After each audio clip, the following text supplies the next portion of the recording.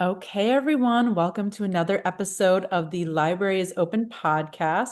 I'm very excited because today I have another podcast host with me, Sarah Lane from the Des Moines Public Library. How are you, Sarah? Good. How are you doing? Good, good.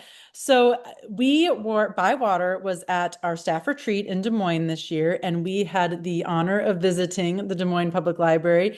So I got to meet Sarah in person, and I didn't know that the Des Moines Public Library had a podcast. So can you real quick share the name of that podcast for everybody? Yes, it is called Beyond the Shelves. Okay. Um, and you can grab that wherever you listen to your podcast. Okay, it is. So I would just say it is so good. I listened to a few episodes earlier. We're gonna get more into that in a little bit. But first, I'm gonna steal something that y'all do on your podcast, and I'm gonna ask, what are you reading right now? Oh, I am reading. So I'm usually have like 3 or 4 books. I'm one of those mood readers.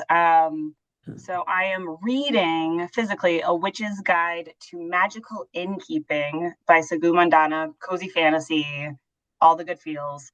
I am listening to The September House by Carissa Orlando.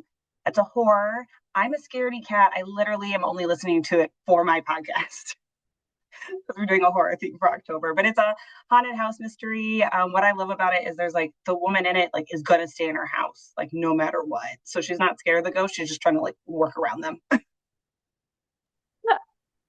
I love this. So first of all, they both are like different ends of the spectrum of like the fall vibes, which I love. Mm-hmm. Yeah, yeah. So That's I'm powering through the horror, but I'm really enjoying the cozy fantasy. yeah, that's more my speed too. I can't really do horror either, but if I had to for an October thing, I would. But Yeah, yeah. And haunted house is not too bad. I can do a haunted house. yeah, that's okay. I can't go to a haunted house though in Oh person. I no, will, yeah, gosh you no. know. You Uh-uh. would have to drag me kicking and screaming. Mm. Same here. Okay. Well, something that we always do on our podcast is we ask our guests, how they got started in the library world. So if you wouldn't mind, kind of give us the backstory of how you got into the library world and how you ended up at DMPL. Yeah. Honestly, it was kind of a panic situation.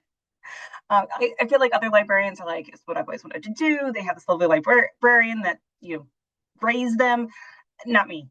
I thought I wanted to work in public administration, more that side of the public sector. I did an internship. I hated it in college.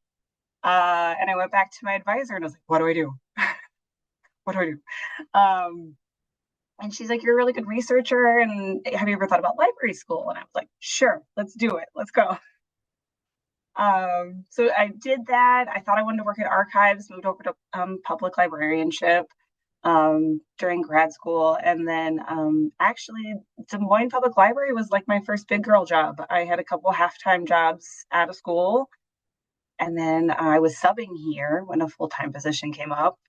And that's the rest is kind of history. I've been here for almost 10 years now. Wow, that's awesome.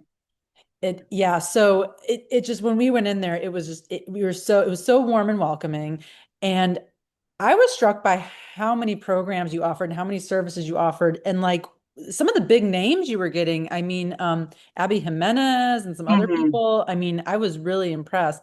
Is it just an amazing place to work? I mean, Oh yeah, and there's so many people. You just saw one branch. There's 6 of them, so we have so many resources, like among ourselves too, to brainstorm and come up with ideas. And I don't do any of that programming. I'm all books, but they do an amazing job of putting all that together. I can't. I'm in awe of how much they do over there. yeah, and so yeah, so as you said, we were at the main branch downtown. And can you tell us a little bit about the architecture there? Because it was really unique. And so can you give us a little bit of the backstory with that? Yeah, unique is a good way to put it. I would say if you drove by it, you would know we were a library. So those of you Google the Central Library at DMPL, it's this big copper block long 2-story building. It was built by David Chipperfield in the early 2000s. It was completed in 2006. Um, and it is what I do love about it is all glass windows, as you saw, right? So tons of natural light, but it's concrete ceilings, hollow floors. It's not what you think of when you think of library at all. I Um, know. So when we were walking to it, we were like, wait, is this it? Because we weren't sure at first. I mean, yeah, and the copper is striking. I mean, I've never really seen anything quite like it. It's really, it, really unique. yeah, and you guys didn't see it at night. It becomes reflective, so you can see straight into the building after dark. Mhm. Whoa, I didn't Yeah, realize. yeah, you wouldn't expect that. If you come in the middle of the day, it's just there's like orange walls everywhere, copper walls. But yes, you can. It's reflected. You can see right through to us once the sun goes down. Yeah, wow. Okay, I'll have to come back at night sometime and Yeah. look. And it was just the tour y'all gave was so great. We got to see special collections, library of things. We got to go behind the scenes, you know. And the basement, that was really interesting. Our big Rosie costume is just sitting in the corner. Yeah, Yeah. our mascot. Yeah, so real quick, tell us about Rosie the Reader. Who is Rosie the Reader? Mhm. Rosie the Reader is our reading monster. So we have a lovely like costume that our poor volunteers have to go in sometimes. But kids have one of two reactions. They either go run screaming or all they want is hugs from Rosie when she comes out. But she's on all of our uh, publications, and you can get a library card with Rosie on it. So she is a staple of the Des Moines Public Library. Yeah, very iconic. Our CRO Nate got a few pictures with, with her that we've posted. It was very funny. So, okay, kind of the gist of this episode today is I want to Mhm. get into the topic of libraries and podcasts because, Yeah. as I said earlier, y'all have this great podcast. I listened to it, and something, first of all, you and your co-host have amazing chemistry, like so listenable. But and you seem to really focus on readers advisory more so than anything, I feel like, in your podcast, right?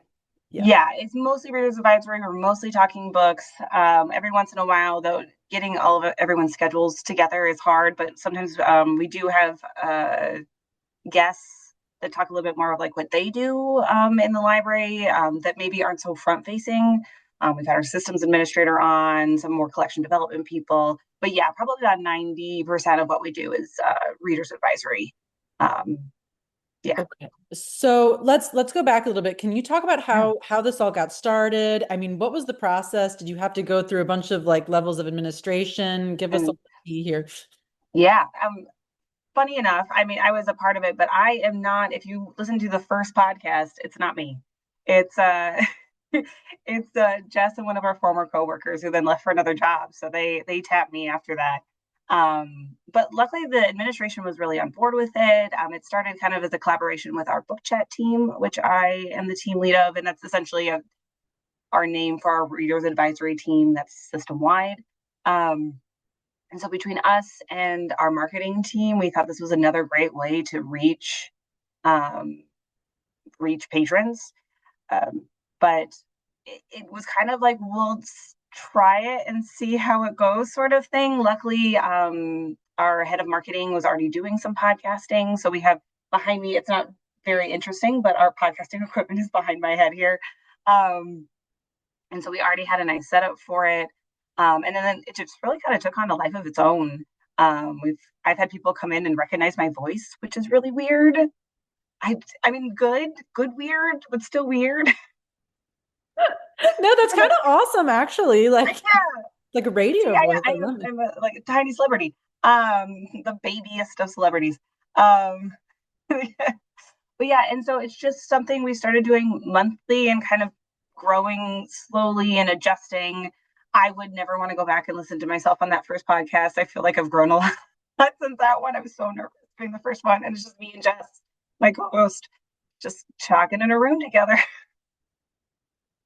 But no, we had great support getting it set up with marketing administration. It really wasn't, for us at least, because we had the equipment already set up too. So it wasn't like the cost barrier that other libraries might have to get it kind of up and running. We were already set up with the other podcasts on the platforms and all that sort of stuff. So for us, it was fairly easy, but I could see some barriers for other people starting from scratch. Right. And so the studio is like that is available to the public as well for like it's like makerspace No, or no, so it's just no, marketing. no, this is ours. I'm back in the administration wing right now. We used to have podcasting equipment in our makerspace for people to use. However, our building is not soundproof. We learned when, when so people would, well, they would be like recording not just podcasts, but singing or rapping, and you would hear it throughout the whole library. So unfortunately, we had to discontinue that aspect. But I do know a lot of libraries are have those soundproof maker spaces that are great for people aspiring podcasters to, get their feet wet without having to invest in the cost of podcasting equipment. Right. So talk a little bit about the content creation aspect of it and, how do you plan what you're going to talk about? How do you schedule, Yeah. finding guests, getting them on, all that good stuff. Yeah. So Jess and I, and we'll probably be doing it here in the next month or so. We get together towards the end of the previous year and block out 12 months of ideas. Whether or not they stay that way is probably about 50-50, but at least it gives us a starting point. You would think we would be more put together, but we're not. And some of it comes down to Jess in particular, but both of us this is not our only thing we're doing. So a lot of times we have to work around all the other responsibilities we have at the library. So we usually are only about 3 weeks in advance of when we're going to host it. We basically finish one and start talking about the next one. We'll have a general idea of what we're going to do, but that could change on the fly. Luckily, we're both avid readers, so that helps with the readers advisory end. We can usually pull something together that both of us kind of know about. As I said at the beginning, scheduling people is really difficult, especially for us who want to stay in house right now because it's called Beyond the Shelves. We're trying to give people also an idea of what's going on beyond what you see front facing, but try to get 3 librarians who have different desk schedules and different general schedules into this room is a lot harder than you would expect. And y'all, is it monthly or weekly or I can't remember how It's often? monthly. It's Monthly. monthly. Okay. I would love to do it more often, but with our schedules is untenable right now. Yeah, Mhm. for sure. For Mhm. sure. Yeah. So, I mean, what advice would you give for, a library staff member who maybe wanted to start a podcast at their library and didn't really know where to begin? I mean, Yeah. what would you kind of tell them? I mean, kind of what I did when I was, started doing it is I first went and I got on Spotify, which is where I listen to my podcasts, and just kind of started picking at book related ones specifically. What are they talking about? What do I find interesting with what they're talking about? Um, Things like I have a tendency to talk really fast when I get going, just listening to their cadence, that sort of thing. I'd start there. Um, and then if you're doing it with a library specifically, I would definitely reach out to your management or administration, depending on your hierarchy, and ask them if this is feasible. I think we're really lucky here again that we have the podcasting already set up. Marketing does all of our editing, so that's something to think about too that I don't have to deal with. Is we have Evan and Aaron before that we have two great editors who do all that and get it uploaded. So that's a whole nother set of time that you have to think about when you are creating the podcast that I don't have to think about. So it's not just the planning and the doing it, which probably takes us, oh gosh. I mean, it's 2 hours just to record and then how much prep time you need. You have to think about the editing time for that as well, which I don't even know how long it takes them to edit our podcast before it goes out. Wow, that is so cool that somebody's there on staff editing it all. Like, just, okay, Yeah. take it and make it beautiful. Yeah. Make it pretty. Make me sound good. Thank you. Wow, no, that is awesome. But it's also great to hear that, a library that might not have all those resources, they can just start with something, Yeah. more low key in the beginning. Oh, definitely. Definitely. And I think, and people are podcasting without all the, big equipment that we might have. I think as long as you kind of like a microphone and a nice set of headphones, you do your own podcast as well. I'm just really lucky that I don't have to put as many hours in as someone who would be doing it by themselves.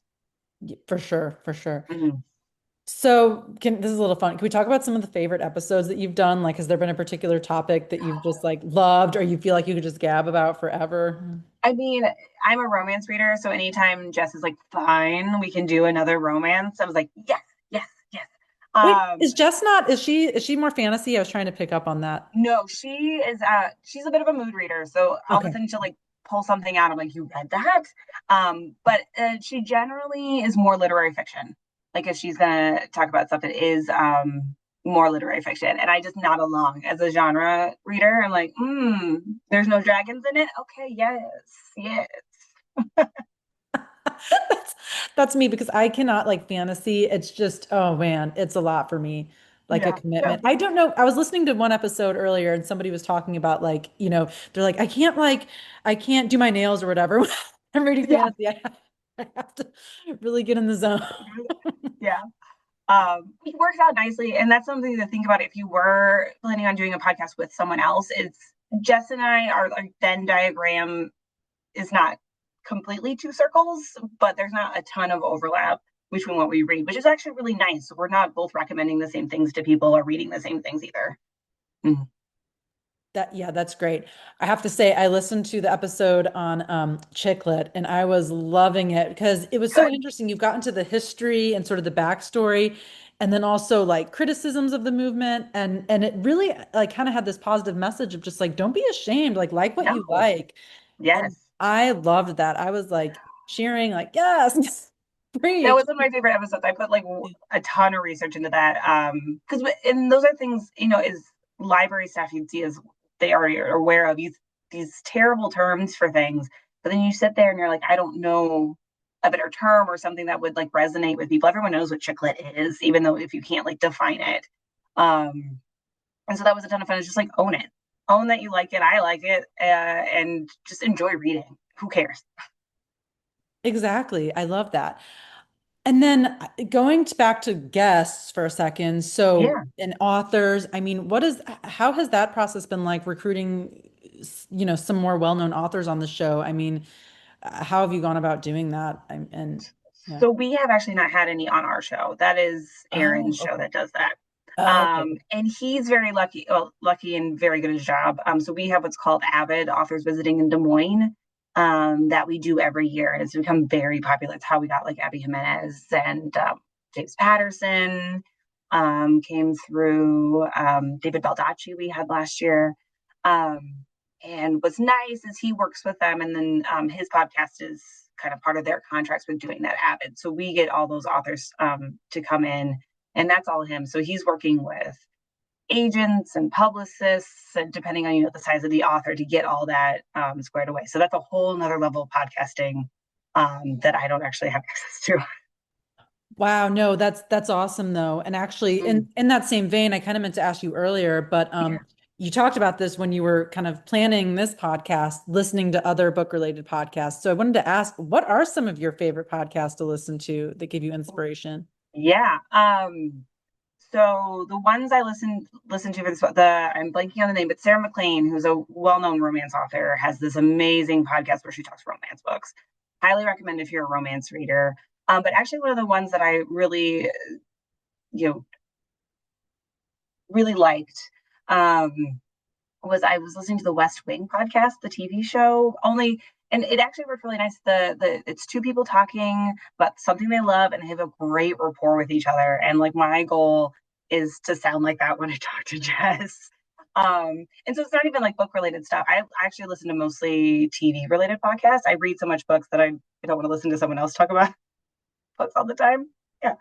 Um, but the ones I really like are the ones where the hosts have really good rapport with either their guests or their co-hosts, because that I find as interesting as what they're talking about. Oh, absolutely. I think that's Mhm. essential, having that Yeah. chemistry and that rapport Oh yeah.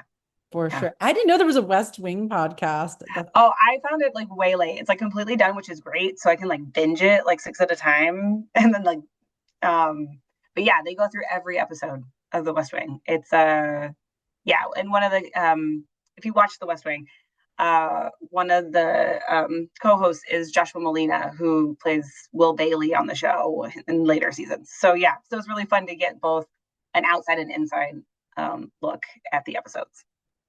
No, that is so awesome. You actually just reminded me that I think Luke Danes from the guy that played Luke Danes, there's a Yeah, Gilmore Girls podcast, and there. I'm like huge Gilmore Girls fan, and I started listening to it, but then things happened. So I need to go back and Yeah.